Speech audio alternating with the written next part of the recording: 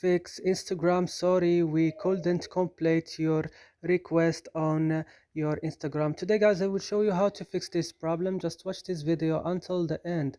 So first you will go to the settings of your phone. Wait. And on the settings of your phone you will go to apps, and apps you will search for Instagram.